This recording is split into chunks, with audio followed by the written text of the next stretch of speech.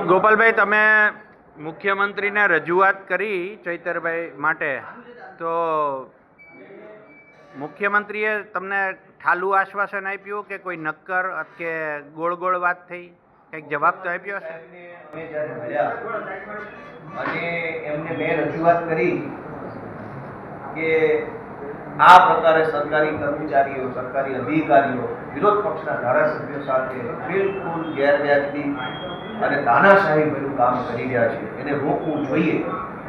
ત્યારે મુખ્યમંત્રી સાહેબે મને જે કીધું એ શબ્દ હું જાહેરમાં કહેવા નથી માંગતો, કેમ કે મને એવી આશા નથી કે એવું કહેશે. એમણે મારી આશા વિરુદ્ધની વાત કરી એટલે હું એ જાહેરમાં ટીકા નહીં કરું, પણ એમણે જે કોઈ આશ્વાસન આપ્યું નથી, કશું જ એવું નથી કર્યું કે એવું નહીં થાય, તપાસ કરશું, કરશું, એવું કોઈ આશ્વાસન પણ આપવાના બદલે એમને એમ કીધું કે ભાઈ હવે તમે શું કરો છો તમે જુઓ. તો અમે તો જનતાનું કામ કરીએ છીએ, જનતાના મુદ્દા ઉઠાવીએ છીએ. જનતાએ અમને રાખ્યા જ વિરોધ પક્ષ તરીકે રાખ્યા છે કે વિરોધમાં અમે જનતા વતી કોઈ સરકારનો વિરોધ કરીએ.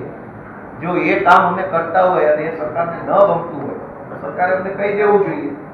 એટલે આજે ચૈતરભાઈ સાથે જે કાંઈ વર્તન થયું છે એની અમે કડક શબ્દોમાં રજૂઆત કરી છે. આશા રાખીએ કે કંઈક આમાં પરિણામ આવે.